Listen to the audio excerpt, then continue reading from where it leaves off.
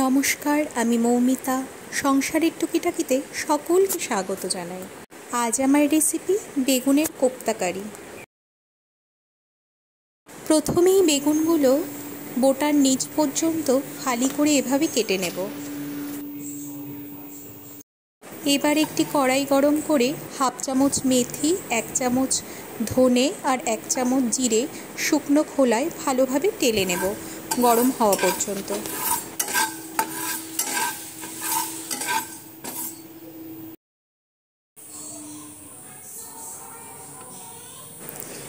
ভালো করে 2-3 মিনিট টেলে নিয়ে আমি ঠান্ডা করে গুঁড়ো মশলা তৈরি করে নেব।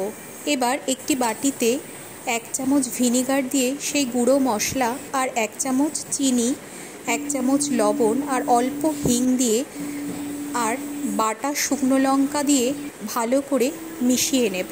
আপনারা চাইলে ভিনিগারের পরিবর্তে তেঁতুলের গোলা জল ব্যবহার করতে পারেন। এবার ফালি করা বেগুনের মধ্যে ভালো করে মশলাটা মাখিয়ে নিতে হবে এবং একটি টুথপিক দিয়ে অথবা সুতো দিয়ে ভালো করে বেগুনটা বেঁধে দিতে হবে।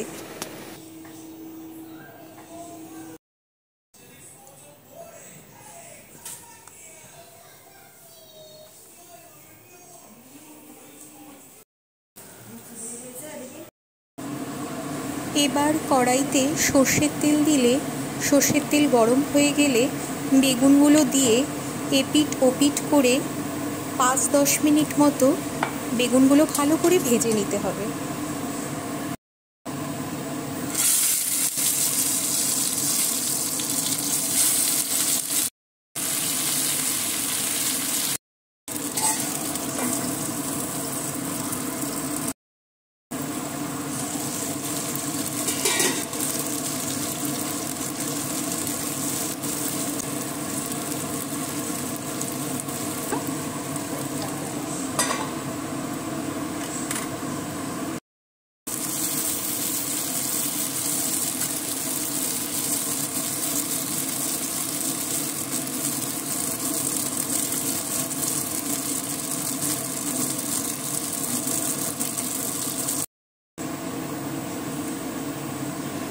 এরপর বেগুন ভেজে উঠিয়ে নেওয়ার পরে ওই তেলেই আমি বাকি শুকনো লঙ্কা বাটা, গুঁড়ো হলুদ আর ভিনিগারের মধ্যে গুঁড়ো করা মশলা যেটা করে রেখেছিলাম তার অল্প একটুখানি এর মধ্যে দিয়ে দেব।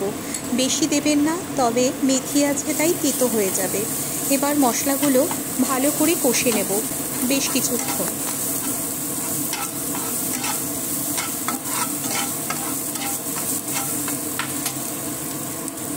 দু 3 মিনিট মশলাটা নাড়াচাড়া করার পর তেল ছেড়ে আসলে আমি 10-12টি চিংড়ি মাছ এর মধ্যে দিয়ে আরও 2-1 মিনিট নাড়িয়ে নেব।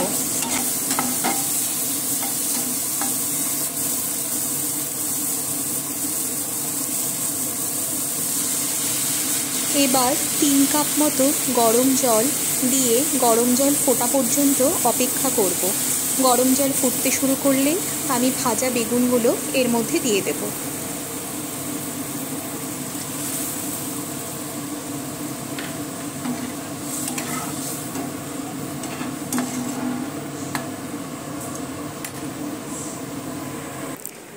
তিন 4টে কাঁচা লঙ্কা চিড়ে আমি এর মধ্যে দিয়ে দিয়েছি।